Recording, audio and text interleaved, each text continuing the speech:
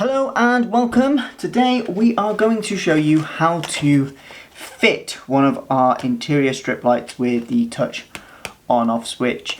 We have shown you how to wire these up in a previous video, but we know that some people have requested that we show how to actually fit them, so this is what we'll do in this video. So first we unbox the light. You can see we've got our rear for our cables, which again we've got a separate video on. So we will use a spare piece of wood that we have. We haven't pre-drilled a hole, sadly, so the cable will slightly come out, but if you can imagine, we had to have a hole where we could feed our cable through. That would then come through on the other side, and our light would essentially be fitted as such, so it'd be a nice surface mount.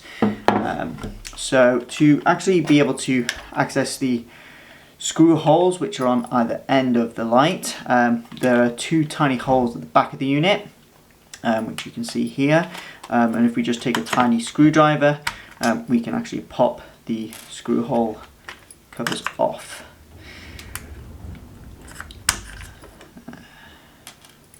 So as you can see, we can now see our screw holes.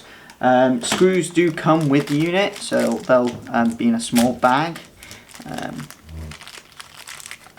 which is nice and easy to get access to. So once you have a screw, and again, once you've drilled and fed your cable through, you would literally insert your screw.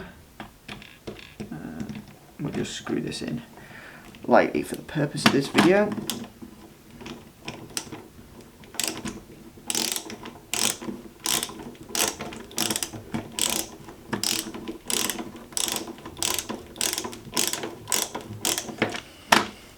That's one screw.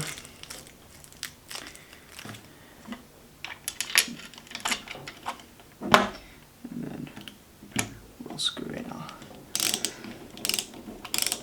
second screw.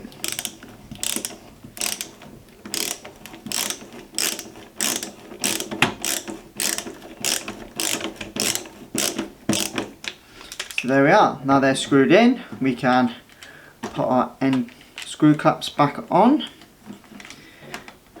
and that way the light will be quite pretty.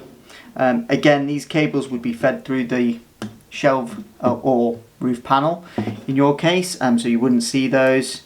And yeah, that's how you would fit our low profile interior strip light. If you do have any questions, feel free to get in touch with our sales team, and for the wiring of the unit, please see our video, which we will link in the description down below. Thank you very much for watching and enjoy your day.